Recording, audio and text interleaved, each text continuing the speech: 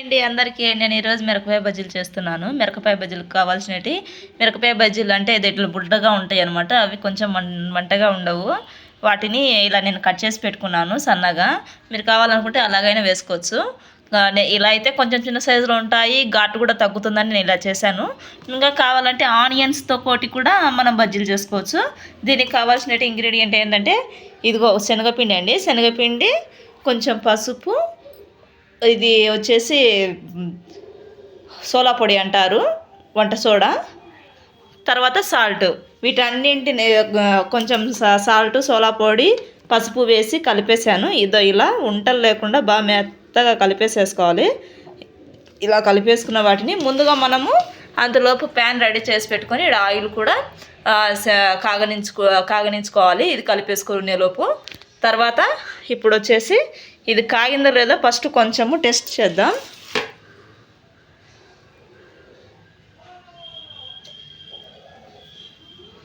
లైట్గా కాగిందండి. ఇప్పుడు ఇంకొద్దిసేపు ఇలాగే మంట హైవేలో పెట్టేసి బాగా వేడి చేసి తర్వాత ఈ బజ్జీని ఇప్పుడు నేను కట్ చేసుకున్న వాటిని ఇలా ముంచేసి మనము కలుపుకునే టైంకి ఇలా ఉండాలండి. కొంచెము పిండి అనేది మళ్ళీ సారక అంటే అనక చాలా ఇది అవుతుంది. ఇది వేసేటప్పుడు దీనికి అతుక్కోదు అనమాట, అంతా కారిపోతుంది దీనికి మిరపకాయకు ఉండకుండా. అలాగే వీటిని కూడా ఇలా కొన్ని ఇట్లా వేసుకొని వీటిని ఇలా వేసుకోవాల్సి వస్తుంది. ఇప్పుడు ఈ బజ్జీని చూపిస్తాను చూడండి.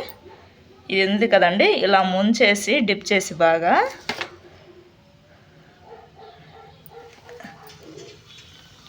అలా వేసేసుకోవాలి. ఇవి కూడా అంతేను, ఎర్రగడ్డతో చేస్తాం కదా వాటిని మీకు ప్రజెంట్ చూపించేకి అలా చేస్తున్నాను. చాలా వేసి బాగా వేయచ్చు.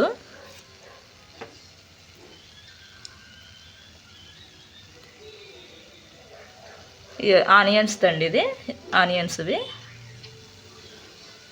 మీరు ఇంకా గట్టిగా కలుపుకుంటే అవి మనము ఇట్లా ఉడికిన తర్వాత చాలా గట్టిగా అయిపోతాయి. అలా చేసుకునే కూడా బాగానే ఉంటుంది, కానీ అదొక టేస్ట్. ఇట్లా కొంచెము ఈ లెవెల్లో కలుపుకొని చేసుకునేవి అదొక టేస్ట్ అనమాట. కానీ ఇంతకు మించి ఇంకా బాగా నీళ్ళగా చేసుకోవడం అంటే అది సరిగా రాదు. ఇవి వేగినాయో లేదో చూద్దాం.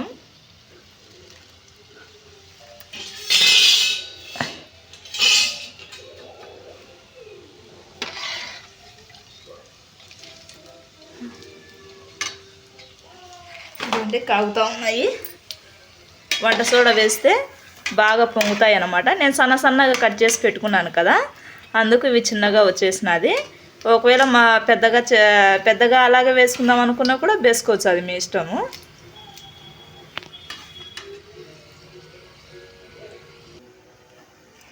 ఇదిగో ఇలా కాగేసాయండి. వీటిని ఇలా తీసేసుకుందాం చాలు.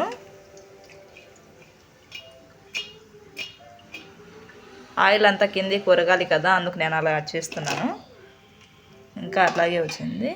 ఓకేనండి, వేడి బజ్జీలు రెడీ. మీరు ఇలా చేసుకోవాలనుకుంటే చేసుకోండి. కొంచెము ఇలా ఉండాలి.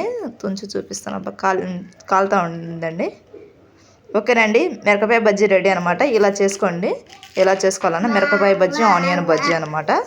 ఇది వచ్చేసి మిరపకాయ బజ్జీ కాలిపోతూ ఉంది. ప్లీజ్ ఇలాగే చూసేయండి. ఇక చూడండి.